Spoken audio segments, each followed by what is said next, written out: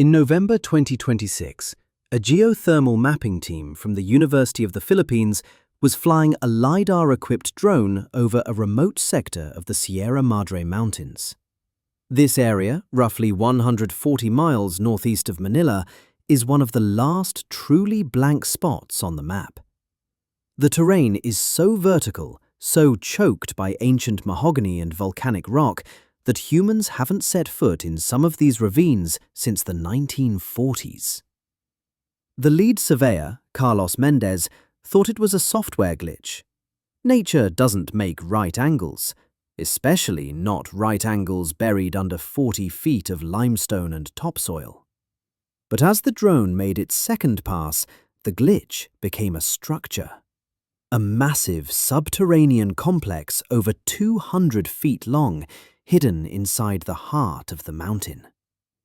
When the excavation team finally reached the coordinates, they found what looked like a natural cliff face. But after clearing away decades of tangled vines and volcanic ash, their shovels hit metal. Not just metal. A massive sliding blast door made of 1940s-era Japanese steel. It was sealed from the inside. As the team stepped inside, their flashlights cut through air that hadn't moved in 8 decades. They expected a tomb. They expected the skeletal remains of a forgotten garrison.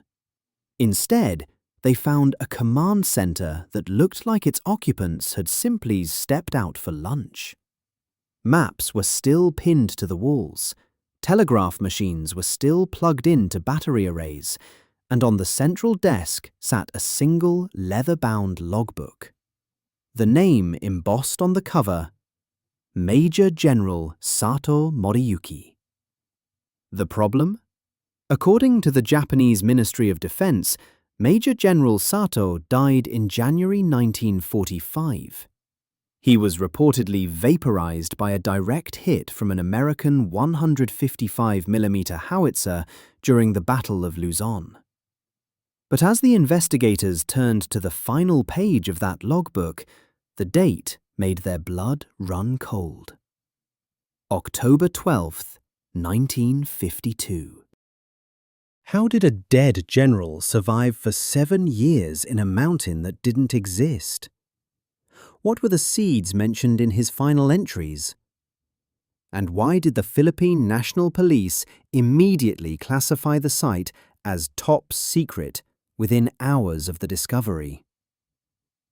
If you want to see the documents that are rewriting the history of the Pacific War, and the secret mission that continued long after the atomic bombs fell, hit that like button. It helps us bring these lost logs to light. And subscribe so you don't miss our next deep dive into the world's most guarded secrets. Now, we go back to January 1945, to a battle that was supposed to be a final stand, but was actually the beginning of a ghost story. To understand the impossible base, we have to understand the man who built it. Major General Sato Moriyuki wasn't your typical imperial officer. He wasn't a Banzai charge commander. He was a graduate of the Tokyo Institute of Technology, a master of logistics and deep earth engineering. In late 1944, as the American island-hopping campaign reached the Philippines, the Japanese High Command knew the end was near. While General Yamashita prepared for a conventional defense, a shadowy faction within the Imperial General Staff, known only as the Bureau of Persistence, gave Sato a different set of orders. His mission was called Operation Kibi. He was to take 45 elite engineers, 6 months of high-protein rations, and a cache of strategic assets, and vanish. He wasn't supposed to fight the Americans. He was supposed to outlast them. On January 20th, 1945, Sato's unit was cornered by the US 37th Infantry Division near the foothills of the Sierra Madre. American spotters reported a massive explosion in Sato's command trench. No bodies were recovered, but the destruction was so absolute that the US Army officially listed Sato as killed in action. The American intelligence report read, "The enemy commander chose self-obliteration over surrender. The sector is clear." But the sector wasn't clear. While the Americans moved on to Manila, Sato and his 45 men were 40 feet underground, sliding a 3-ton steel door shut. They had successfully died. And now their real work was beginning. When the 2026 team walked down that same corridor, they realized the scale of the deception. This wasn't a bunker. It was a laboratory. The walls weren't just concrete, they were lined with lead and copper shielding to prevent radio signals from leaking out. As Dr. Maria Salado, the lead archaeologist, reached the end of the first hallway, she found a room marked with a sign in kanji, "The Garden of the Emperor." Inside, they found the first piece of the puzzle. It wasn't weapons. It wasn't gold.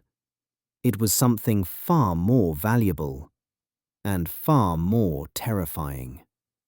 Inside the room labeled "The Garden of the Emperor," investigators didn't find the skeletal remains of soldiers. They found rows of sealed, pressurized glass canisters. Each one was labeled with a meticulousness that only a high-level engineer like Sato could manage. When the forensic botanists analyzed the contents, they realized these weren't just common plants. They were genetic samples of Japan's most vital crops, preserved in a nitrogen-rich environment that had kept them viable for 81 years. But there was more. Behind the agricultural samples stood a heavy refrigeration unit, still humming with a faint, ghostly vibration. Even after the base's main power had presumably failed decades ago, this specific unit was connected to a secondary circuit.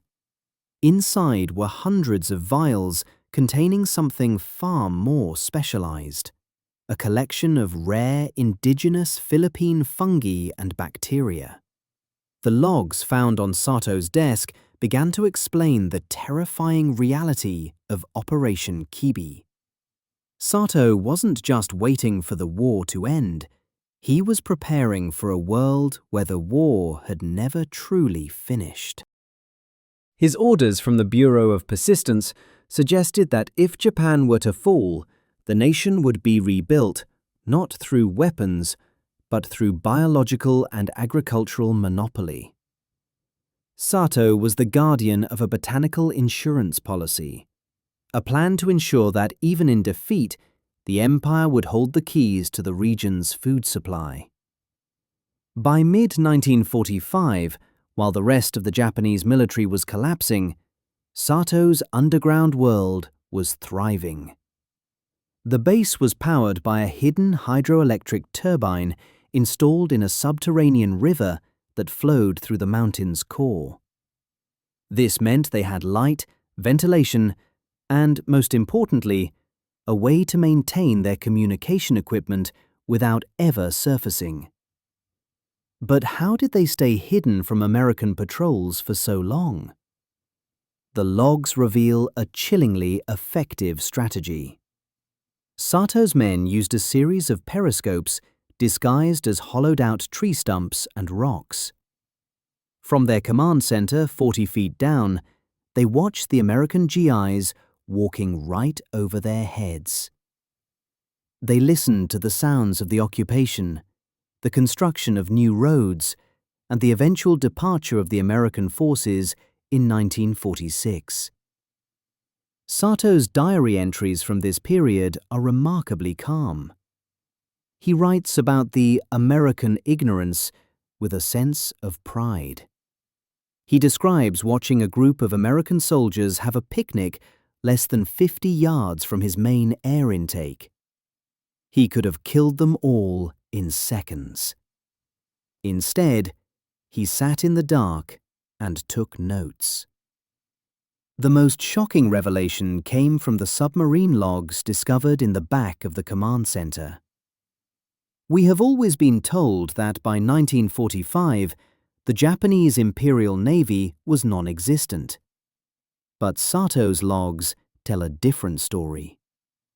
Between August 1945 and March 1946, months after the official surrender on the USS Missouri, a specialized, unmarked submarine designated as I-502 made 3 separate midnight rendezvous at a hidden cove 10 miles from the base. This submarine wasn't bringing soldiers. It was bringing scientists and gold. Specifically, 400 kilograms of imperial bullion intended to fund the re-emergence. The 2026 investigation team found the path to the coast, a narrow, hand-carved tunnel that stretched for miles through the volcanic rock, wide enough for a small rail cart. But as the investigators moved deeper into the living quarters, the tone of the story shifted from a military operation to a psychological nightmare. They found 45 bunks, but by the 1947 logs, only 20 names were being checked off for morning rations. Something had gone wrong inside the mountain. The isolation, the lack of sunlight, and the crushing weight of a mission with no end date had started to fracture the Shadow Division. Sato's entries became shorter, his handwriting more jagged. He began writing about the voices in the stone and the burden of the seeds. By 1948, the logs mentioned the first execution. A young lieutenant named Tanaka had tried to open the main hatch to surrender to a passing Philippine police patrol. Sato's entry for that day is a single line: "Tanaka has become part of the garden."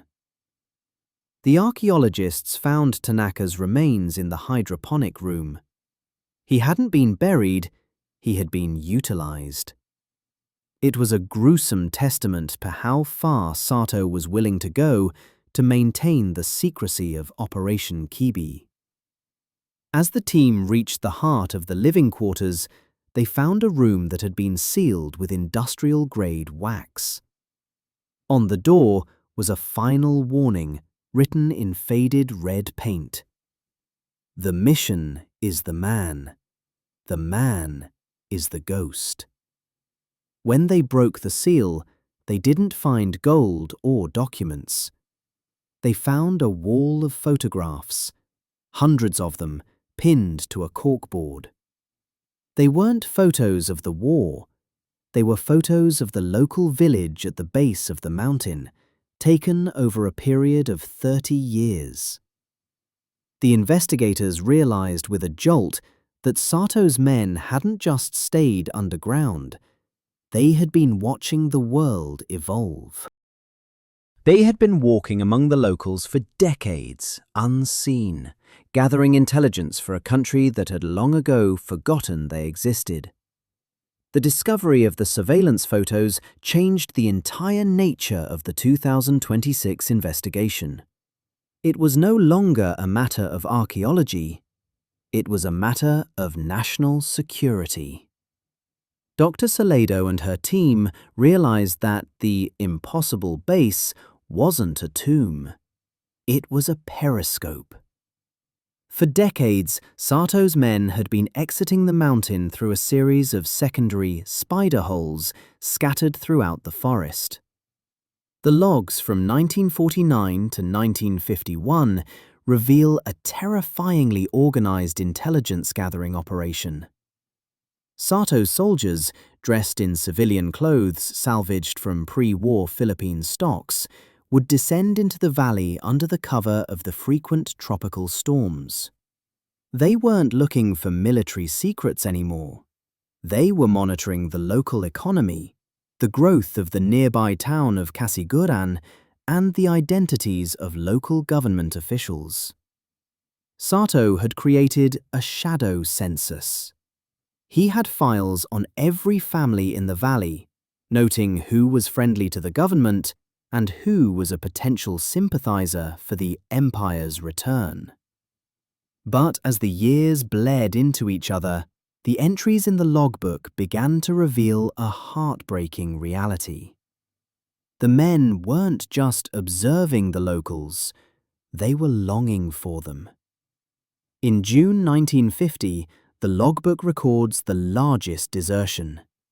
7 men, led by the base's radio operator, didn't return from a nighttime reconnaissance mission. Sato's response in the log wasn't anger. It was a strange, cold resignation. He wrote, "The gravity of the earth is stronger than the gravity of the mission. They have chosen the light. They are now dead to us." By the end of 1951, only 5 men remained inside the mountain.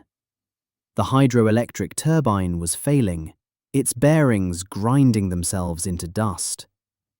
The lights in the lower corridors had gone dark, forcing the survivors into the small command center and the garden room. They were living in a world of shadows, lit only by hand-cranked lanterns and the bioluminescent glow of the experimental fungi they were cultivating. It was during this period that the 1952 log entry appears, the one that stopped the investigators cold. October 12, 1952. Sato writes about a final transmission received from a high-frequency burst signal. The source was unknown, but the message was clear. The seeds are no longer required. The garden is dissolved. The ghost may return to the soil. To any normal soldier, this would have been a release. To Sato, it was a death sentence. He had spent 7 years as the guardian of a future that had just been cancelled by a voice in the static. The investigation team followed the final footprints of the Shadow Division. They found the remains of the 4 remaining soldiers in a small chamber near the hydroelectric plant. They hadn't died of starvation or disease. They had participated in a final ritual ceremony. Their uniforms were cleaned and pressed. Their boots were polished. They had laid down in their bunks and, according to the forensic toxicology, consumed a concentrated extract from the very plants they had spent years protecting. But Sato was not among them. The search for the general led the team to the very bottom of the complex, to a reinforced vault that required thermal lances to open. Inside, they expected to find the 400 kilograms of imperial gold mentioned in the submarine logs. Instead, the vault was empty of gold. In its place were rows of small, handwritten notebooks. Thousands of pages of letters Sato had written to his wife and daughter. He had spent his final years documenting every minute of his life in the mountain, every thought, every regret. Underneath the stack of letters was a final map. It didn't show the base or the mountains. It was a map of the local village, with a single house circled in red. When the Philippine National Police and the Japanese Embassy followed the coordinates on that map, they found an elderly man living in a small, quiet farmhouse on the edge of the forest. He was known to the villagers as Old Man Mori, a recluse who had appeared in the valley in the late 1950s and worked as a humble carpenter. He had died only 3 months before the 2026 discovery, taking his secrets to a local cemetery. But when his home was searched, investigators found a hidden floorboard. Beneath it sat a small, rusted radio transmitter and a single, 1940s-era Japanese military medal, the Order of the Rising Sun. The impossible base was finally empty, but the questions it left behind were growing. If Sato had successfully integrated into the village, who was he transmitting to for all those years? And what happened to the $84 million in gold that had been offloaded from the submarine I-502? The final part of the investigation would take the team away from the mountain and into the dark heart of the post-war Japanese economic miracle. A trail of money and secrets that suggests Sato Moriyuki wasn't just a forgotten soldier, but the silent architect of something much larger. The search for the missing gold led the investigation team into a labyrinth of financial records that stretched from the jungles of Luzon to the high-rise boardrooms of Tokyo. The 400 kilograms of imperial bullion wasn't just sitting in a vault, it was a ghost fund. Forensic accountants working with the Philippine Central Bank discovered a series of small, local businesses established in the early 1960s.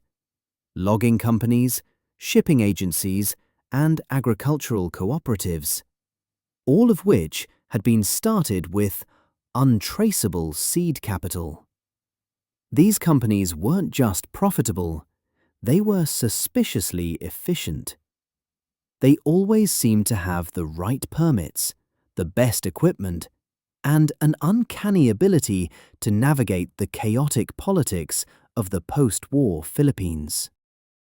When the team cross-referenced the names of the original board members of these companies, they hit a wall of pseudonyms. But the fingerprints left behind were unmistakable. The logistics, the engineering precision, the obsession with secrecy. It was the work of Sato's shadow division. It became clear that Sato hadn't just integrated into the village, he had colonized the local economy. The gold hadn't been spent on luxury, it had been used to build a shadow state. The letters found in the vault revealed that Sato had been in contact with a network of other stay-behind officers across Southeast Asia. They were known as the Kikan, the Hidden Ones. They believed that while Japan had lost the military war, they could still win the economic one. But the most chilling discovery was made by the geneticists studying the extinct rice seeds found in the garden room. When they compared the DNA of those 81-year-old seeds to the modern rice varieties currently being grown across the Philippines, they found a 98% match. This meant that the seeds of the future Sato had protected weren't just sitting in a lab. They had been surreptitiously introduced into the Philippine food chain decades ago.